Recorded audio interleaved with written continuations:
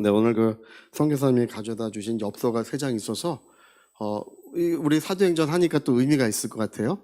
그래서 잠깐 그 설명하고 이제 넘어가겠습니다. 사진 3장 올렸는데요. 저거 이제 저기에 이제 글씨가 뭐라고 써 있냐면 예수 그리스도의 사도이자 순교자인 사도 바울 이렇게 써 있어요. 그리고 저기에 있는 글씨는 피렌체의 어느 공방, 이탈리아 그 피렌체가 굉장히 그 예술로서 유명한 도시인데 피렌체에 있는 어떤 공방에서 만들어져 있다 이렇게 써 있어요. 예, 그래서 사도 바울이 근데 이제 저런 공방에서 저런 우리도 저게 있죠, 여기 이런 거 할렐루야 이런 거예요.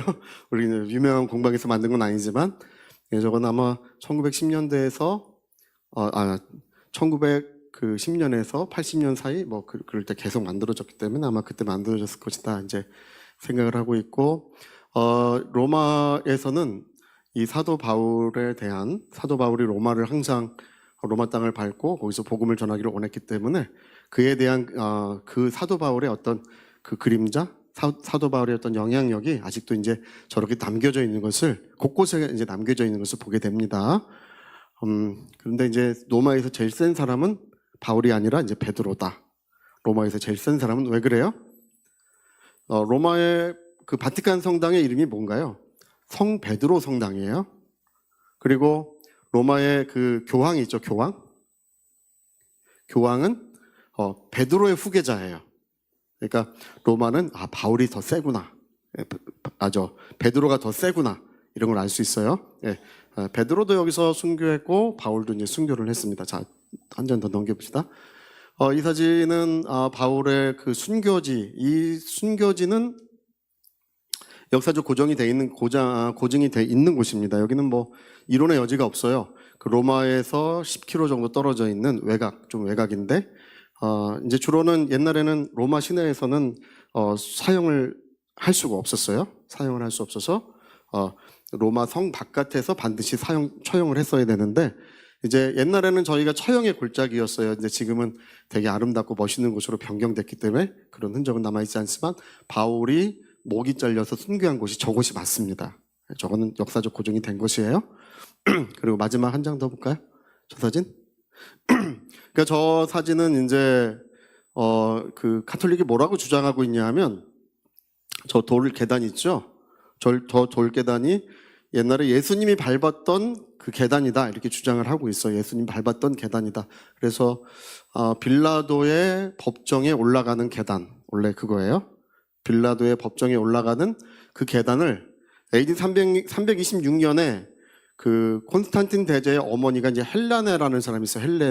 헬레나가 예루살렘을 방문해가지고 저걸 뜯어다가 이제 그 로마에 가져다가 저렇게 만들었다. 이제 저 계단의 끝에 가면 예수님 십자가에 못 박히신 이제 아까 무슨 스테인 글라스가 이제 저기 돼 있어요. 근데 저 계단은 이제 카톨릭이 왜냐하면 저게 이제 대리석으로 돼 있잖아요. 옛날 로마는 옛날 예루살렘은 대리석을 사용하지 않고 다 석회암 사용했었습니다. 다 뻥이다. 자, 한번 시작. 우리 선교사님 속으셨다.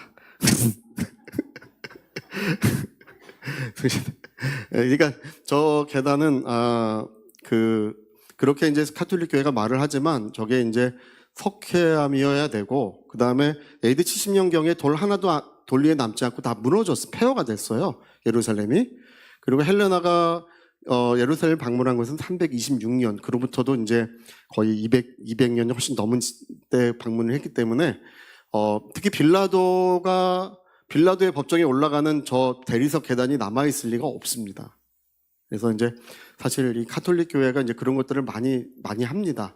그래서 여러분 뭐 잘 알고 계시듯이 카톨릭에서는 예수님의 진짜 십자가를 발견했다. 진짜 십자가. 예수님이 졌던 진짜 십자가 나무를 발견했다. 그래가지고 그 카톨릭 염주 같은 거 팔잖아요. 예? 이렇게 염주 목걸이, 염주 이런 거 파는데 거기다가 예수님의 십자가를 조금씩 넣어가지고 파는 거예요. 예수님의 십자가를 조금씩 넣어가지고 파는데 그거 얼마나 팔아먹었는지 아마 예수님의 십자가를 100개는 만들고도 남을 거다. 그걸 다 합치면. 그리고 이제 근본적으로 예수님의 십자가를 발견했다는 것 자체가 그 다 순사기다. 뭐 이렇게 이제 알려져 있습니다. 그래서 캐톨릭 교회는 의외로 이제 이런 어떤 그런 것들을 많이 만들어 놓고 사람들의 어떤 종교성을 이제 고취시키는 그런 일을 많이 합니다. 근데 정말 제가 좀 부러운 건 있어요. 뭐냐 하면 이런 걸 너무 잘 만들어 놔요. 캐톨릭 교회는 이런 걸 너무 잘 만들어 놔. 그러니까 가서 보기만 해도 뭔가 마음이 이렇게 뭔가 감동이 되는 그런 것들을 해놔요. 근데 기독교회는 없어요. 할렐루야. 그래서 우리 기독교의 최대 성지는 그 양화진, 뭐 거기 가면 이제 거기에 순교지가 있지만 그거 외에는 기독교는 이제 저런 거 잘 만들지 않습니다. 그래서 우리는 뭐냐? 우리는 말씀이다. 뭐 이렇게 하고 예배당에도 십자가 걸지 마라. 예배당에도 십자가 걸지 마라. 근데 예배당 밖에도 십자가를 걸지 말까 했는데 그게 저주의 상징이니까 예배당 밖에도 십자가를 걸지 말까 했는데 교회라고 알아봐야 되니까 걸자. 뭐 이렇게 한 거예요. 그래서 우리 기독교회는 기본적으로 저런 일들을 잘 추구하지 않는데 좀 부러운 점이 있어요. 부러운 점이 있습니다. 그래서 우리나라도 명동 성당 같은 데 성당을 너무 잘 지어놨죠. 그래서 50년 전, 뭐 몇 년 전 언제 가도 거기에는 그 성당이 있고 그 성당 앞에는 그 동상이 있고 그 앞에 물이 흐르고 있고 이런 것들을 정서적으로 잘 만들어 놓습니다. 그래서 좀 부럽기는 해요. 캐톨릭 교회보다 저걸 더 잘 만드는 데가 그리스 정교회예요. 그리스 정교회. 그리스 정교회는 이 저런 문화적인 걸 가지고 가장 잘하는 곳이 그리스 정교회고 카톨릭은 저런 것보다는 사실 올가니즘이라고 조직이 잘 돼 있다. 이렇게 이제 알려져 있습니다. 자, 그래서 우리 오늘 선교사님이 여행 갔다가 전해주신 저 사진들을 좀 잠깐 이야기를 나눠봤습니다. 자, 우리 한번 봅시다. 자, 우리 빌립보 교회의 시작인데, 자, 우리가 읽은 말씀인데, 자, 우리 그 지도 한번 보여주시겠어요? 저기 보면은 저 소아시아 지역 드로아에서 저 드로아까지 갔었죠. 그래서 어떤 일이 있었나요? 꿈에 마케도니아 사람 하나가 와서 우리를 도와달라고 손짓을 했다는 거죠. 그래서 이게 하나님께서 우리를 저 바다 건너편으로 보내는구나 라고 할 때 저 바다 건너편, 이쪽 바다 건너편은 아시아고 저쪽 바다 건너편은 유럽이에요. 대륙이 아주 다른 곳입니다. 대륙 자체가 달라요. 그래서 손짓하는 바람에 이제 복음은 어디를 향해 가게 됐냐 하면 원래는 아시아 지역, 소아시아 지역이나 저쪽 중앙아시아 지역, 이 아시아만 바울이 생각하고 있었는데 드디어 복음은 이제 저 에게해를 지나서 저 네아폴리, 오늘 이제 성경 읽어보니까 네아폴리를 지났다는 거죠. 저기 도착을 해서 그래서 첫 성 네아폴리를 지나 첫 번째 성인 저 빌립보에 이르렀다 이렇게 돼 있어요. 그렇죠? 빌립보 성.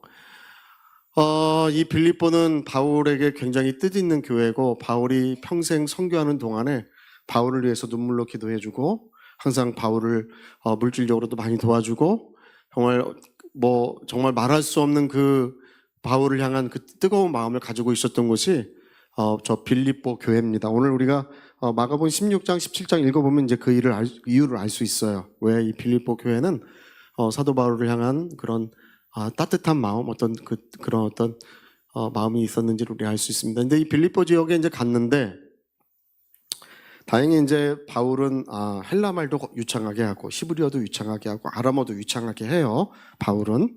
그래서 이제 그리고 이제 그 헬라 학문을 다 배웠기 때문에 저 사람들을 상대하는데 뭐 아무런 그 지장이 없어요. 그래서 빌립보 지역에 가서 이제 복음을 전하는 장면이 나옵니다. 근데 어디서 복음을 전했나요? 성 밖 여자들이 모여 있는 곳 이렇게 돼 있어요. 그렇죠? 할렐루야. 뭐 성경 저만 읽은 건 아닌데. 근데 아마 읽긴 읽었는데 자 다시 한번 봅시다. 네, 그거 한번 성경 구절 한번 다시 한번 봅시다. 네.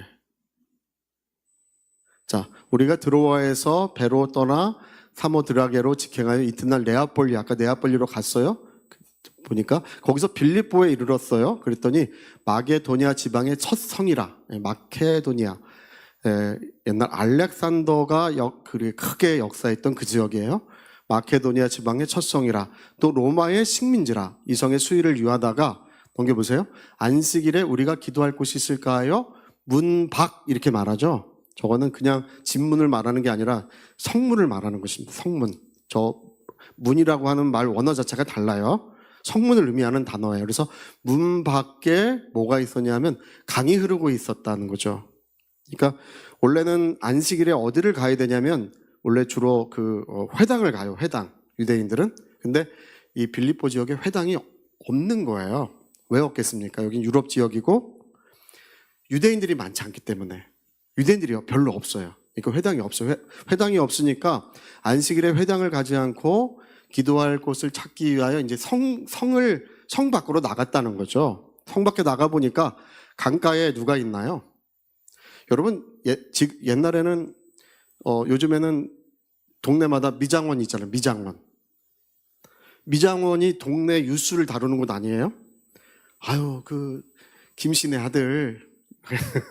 아유, 뭐 그랬대. 뭐 집이 뭐 풍지박산이 나고 뭐 그랬대.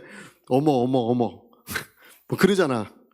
주로 동네 뉴스가 나눠지는 것이 옛날에는 지금 미장원 같은 데였잖아요. 지금 어디서 나? 지금은 이제 뭐 노인정? 문화관? 뭐 이런 데서 또 서로 또 그 집 얘기 이 집 얘기 하실 거 아니에요. 할렐루야. 언제나 이 집 얘기 저 집 얘기 하는 게 재밌어요. 근데 옛날에는 어디서 모였나요?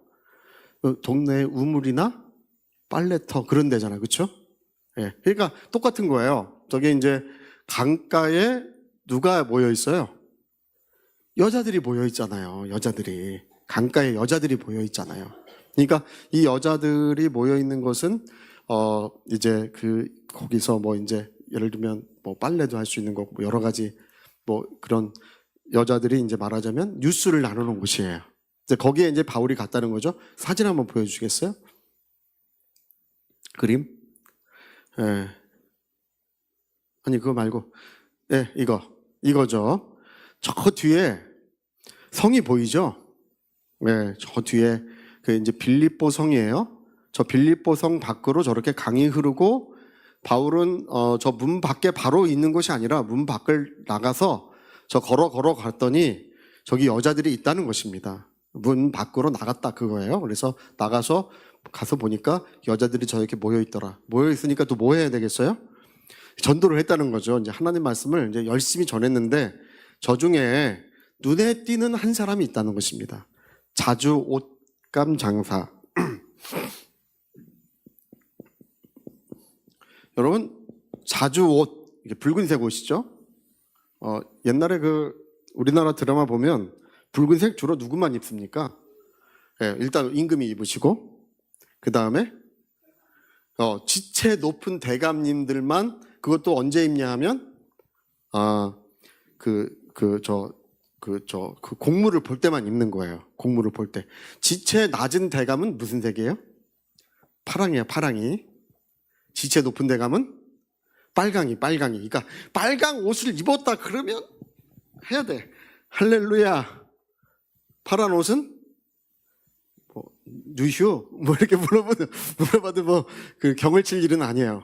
근데 빨간 옷을 입은 분한테 누슈 이랬다가는 경을 칠 일이 되는 거예요. 이게 빨간 옷은 옛날에 그 사람의 신분을 의미하는 그런 옷이었어요. 그래서 옛날에 우리나라뿐 아니라 유럽에서도 이 자주 옷이라고 하는 이 옷은 그 값이 뭐 어마무시하게 제일 비싸고 그 다음에 지체 높은 아주 신분이 높은 사람만 입을 수 있는 그런 옷이었습니다. 아무나 입을 수가 없어요. 옛날에도 유럽에서도 그랬습니다.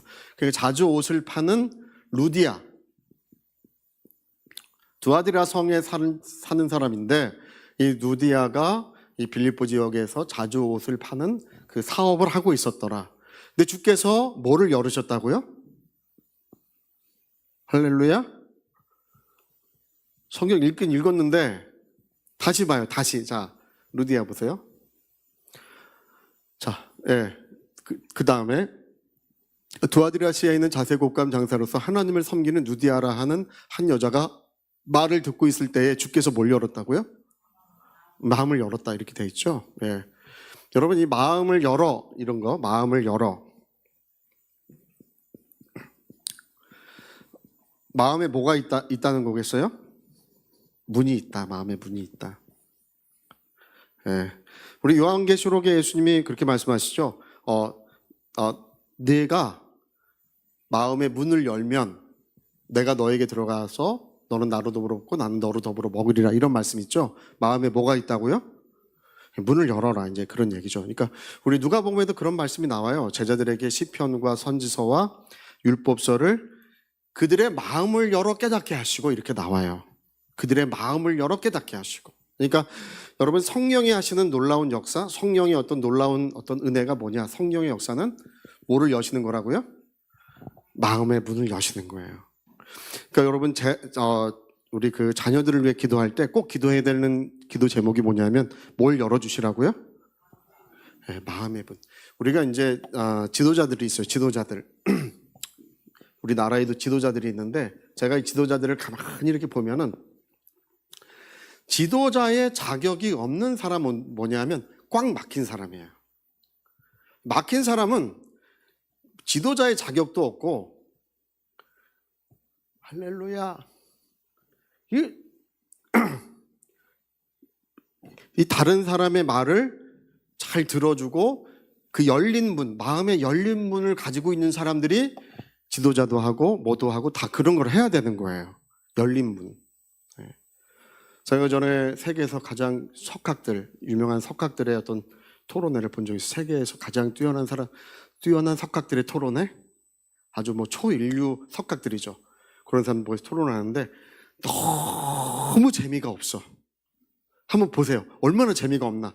누가 얘기하죠? 다른 사람은 조용해요. 그리고 아무도 반박을 안 해요. 아무도 반박 안 해. 여러분, 우리 뭐 무슨 토론회 같은 거 보세요. 토론회 같은 거 이렇게 하는 거 보세요. 보면은 중간에 막 말 끊고 반박하잖아. 그죠? 뭐요? 뭐 이렇게 하고, 그건 아니고, 잠깐 나도 말 좀 합시다. 뭐 몇 초 막 정해가지고 뭐 공방을 주고받잖아. 공방. 근데 세계 석학들은 공방이 없어. 왜 공방이 없냐 하면, 이 사람들은 다른 사람의 말을 잘 가만히 들어요. 다 듣고, 일리가 있대. 다 일리가 있대. 그러니까 제가 그런 걸 알았어요. 뭐냐 하면, 이 사람들이 이렇게 세계 최고의 머리가 좋은 사람들이 아니라, 이 사람들은 세계 최고의 이해력을 가진 사람들이구나. 세계 최고의 다른 사람의 말을 잘 이해하는 사람들. 할렐루야. 우리가 이제 자녀들을 위해서 기도할 때, 그래서 사도 바울은 지혜와 계시의 성령을 주셔서, 지혜와 계시의 성령을 주셔서 하나님을 알게 하시고, 그 다음에 뭐를 해요? 마음에 눈이 밝아지게 기도하. 에베소 1장에 이렇게 기도하잖아요. 뭐가 밝아지도록요? 마음의 눈이 밝아지도록. 다른 말로 하면 마음의 문이 열어지도록 기도하는 것입니다. 그래서 자녀들을 위해서 기도할 때 이 기도가 실패가 없더라. 이제 최근 반세기 사이에 밝혀진 사실입니다. 에베소 1장에 하나님 자녀 이름을 놓고, 하나님 사랑하는 아무개 지혜와 계시의 성령을 그에게 누구에게 주셔서 하나님을 알게 하시고, 마음의 눈이 다 밝아지게 해주셔서 하나님의 은혜를 바라보게 하소서, 이렇게 했더니 이게 실패가 없더라는 것입니다.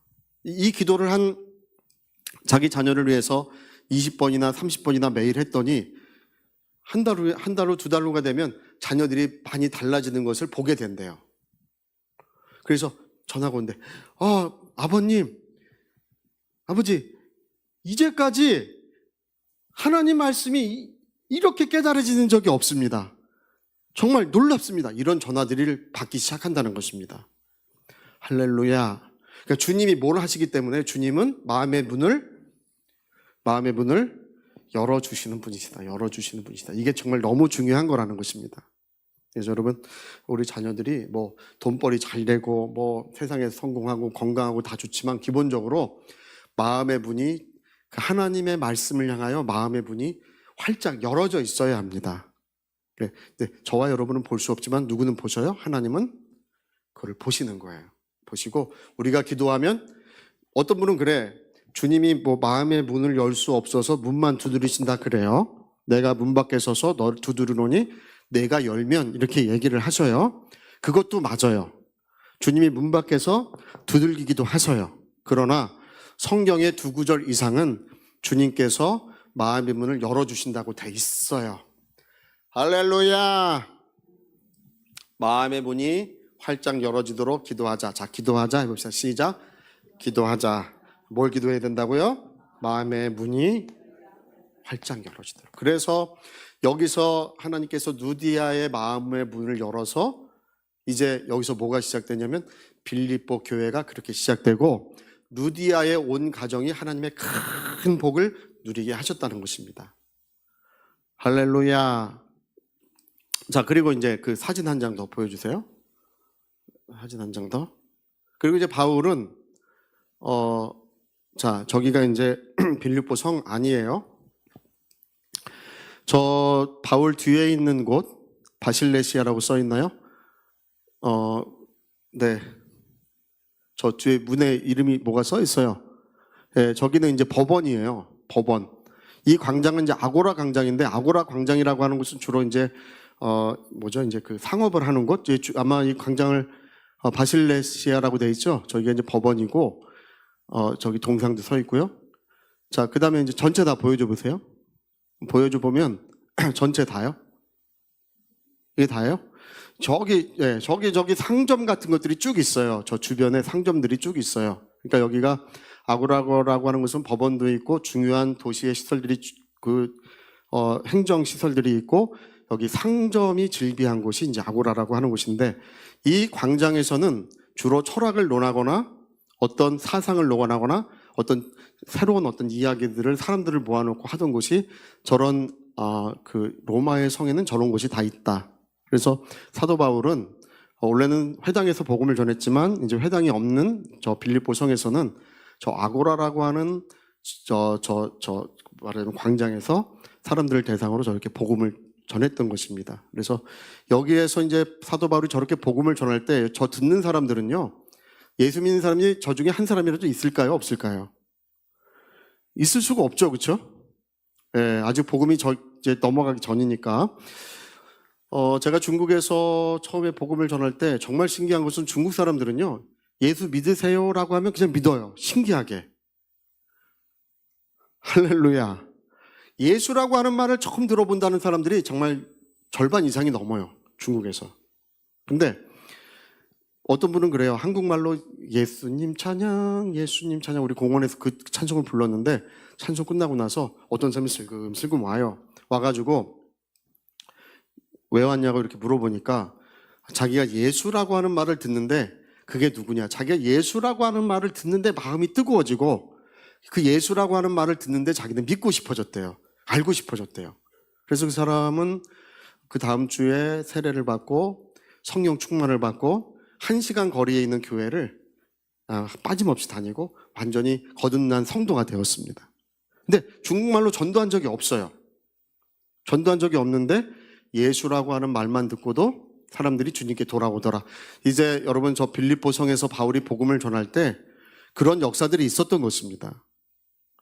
그러니까 지금 이제 자본주의의 바람이 불어오고 사람들이 물질주의에 이제 빠지면 그때부터는 복음이 잘 들어가질 않아요. 그 신기해요. 근데 우리 지금 자본주의 사회에서 태어난 사람들은 자본주의에 물들어 있는지를 몰라요. 이걸 알 수가 없어. 그리고 지금 도마처럼 돼 있다는 것도 몰라. 도마가 돼 있다는 걸 몰라. 예. 자, 도마 해보 시작. 할렐루야. 우리가 뭔가 입증돼야 믿고, 뭔가 이렇게 논리적이어야 믿고, 이러려 그래요. 그냥 우리는 무조건 믿는 사람이 되는 게 좋아요. 할렐루야. 할 수 있거든이 무슨 말이냐. 믿는 자는 늑체 못해. 그러니까 옛날에는 그 말씀 그대로 믿었어요. 옛날에는. 지금은 그 말씀 반만 믿어요. 할 수 있거든이 무슨 말이냐. 믿는 자는 능치 못함이 없을 수도 있다. 뭐 이런 식으로 믿어. 있을 수도 있다. 뭐 이런 식으로 믿어요. 왜 그런다고요? 도마가 돼 있어서 그래, 도마가. 그리고 자본주의에 물들어 있으니까 자본주의에 물들어 있다는 것은 쉽게 잘 안 믿어요. 그러나 여러분, 오늘 저와 여러분은 믿음의 사람이고 또 성령의 사람이고 진리의 사람인 줄 믿습니다. 할렐루야. 그리고 여러분, 제가 좀 부탁드리고 싶은 것은요, 미련하게 좀 믿으세요. 미련하게. 지혜롭게 믿으려고 하지 마시고, 똑똑하게 믿으려고 하지 마시고, 좀 무식하게 믿고 미련하게 믿어야 됩니다. 할렐루야. 옛날에 미련하게 믿을 때는 하나님의 역사도 더 충만했어요. 그 전에 어떤 교회는 새신자가, 그 교회가 난리 난 적이 있습니다. 그 목사님도 그렇게 잘 믿지 않는데, 목사님이 그 설교를 하시다가 성경을 읽었어요. 예수님이 그 안진뱅이를 일으키셨다는 구절을 읽고, 예수님이 오늘도 안진뱅이를 일으키신다. 예수 이름으로 일어나 걸어가라고 하면 일어난다. 이렇게 말을 했더니 새신자가 듣고 아무도 감동을 안 받았는데 그분은 감동을 받은 거야. 나가서 그 교회 앞에서요, 그 구걸하던 그 다리에서 구걸하던 사람 있잖아요. 나가서 예수 이름으로 일어나 걸어가라고 벌떡 일어났어요. 교회가 난리가 났어요. 할렐루야. 그 사람 일어나 걸어가는 바람에 자, 무식하게 좀 믿자. 자, 우리 한번 시작. 무식하게 좀 된다고 믿어. 우리는, 그러니까 이게 뭐냐 하면요, 우리는 한 인격을 신뢰하는 거예요. 그 한 인격을 무한히 신뢰하는 것입니다. 누구세요? 예수 그리스도십니다. 그러니까 그냥 저는 뭐 언제나 그래요. 믿는 거 외에는 저는 아무 방법이 없으니까 무조건 믿어요. 그리고 누가 조건 있게 믿으려고 해도 저는 무조건 믿어요. 할렐루야. 뭘 믿는다고요? 한 인격을 믿어. 그분은 결코 믿음을 저버리지 아니하실 것이다. 아니하신다. 결코 우리를 실망시키지 아니하신다는 걸 저는 그걸 알고 있습니다. 자, 우리는 무식하게 믿고, 그리고 무식하게 주님의 인격을 신뢰하고 의지하시기를 바랍니다. 그리고 여러분, 내 기도는 땅에 떨어지는 것이 하나도 없다. 여러분, 왜 그런다고? 우리는 한 인격을 신뢰하고 있습니다. 오늘 이곳에 계시는 예수, 우리의 심령에 살아계시는 예수, 우리가 어디를 가든지 함께 하시는 예수, 우리는 그분의 인격을 신뢰하고 있습니다. 그래서 저는 다른 거 안 믿어요. 저는 그분의 인격만 믿습니다. 뭐 그래요. 어떤 목사님이 그래요. 아유, 뭐 목사끼리는 믿어야지. 저는 안 믿어요. 누구만 믿어야 돼요? 그분의 인격만이 우리는 신뢰할 수 있습니다. 그분의 인격만이 변함이 없고, 그분의 인격만이 진실하고, 그분의 인격만이 참되고, 그래서 우리는 그 한 인격을 오늘도 신뢰하고 있습니다. 여러분, 예수님만 믿으시고 승리하시기를 부탁드리겠습니다. 자, 우리 다음에 더 이어서 계속 하십시다. 저 역사가 너무 중요해요. 이 빌립보 역사는 너무 중요해요. 저 아고라에서 복음을 전할 때 주 예수께서 바울과 함께 역사하셨더라. 예수님이 함께 하셨더라. 자, 우리 같이 한번 기도하시겠습니다. 우리 한번 기도하실 때 우리는 모든 마음의 문을 열어주시는 예수, 그 성 밖에 바울이 복음을 전했더니 마음의 문을 여시더라. 아고라 광장에서 바울이 복음을 전했더니 주께서 복음을 듣는 사람들의 마음의 문을 다 여시더라. 예. 우리가 그 바울에게 어느 날 주님이 나타나셔서 말씀하신, 바울아 바울아 내가 말하기를 그치지 말라. 이 성중에 내 백성이 많음이라. 너를 해할 자가 결코 없으리라. 우리는 그 예수를 믿습니다. 지금 바울이 이렇게 복음을 전하는데 역사하고 계시는 분은 예수 그리스도십니다. 그분은 보이지 아니하시지만 그분이 함께하고 계시는 것입니다. 자, 우리 위하여 같이 기도하시겠습니다.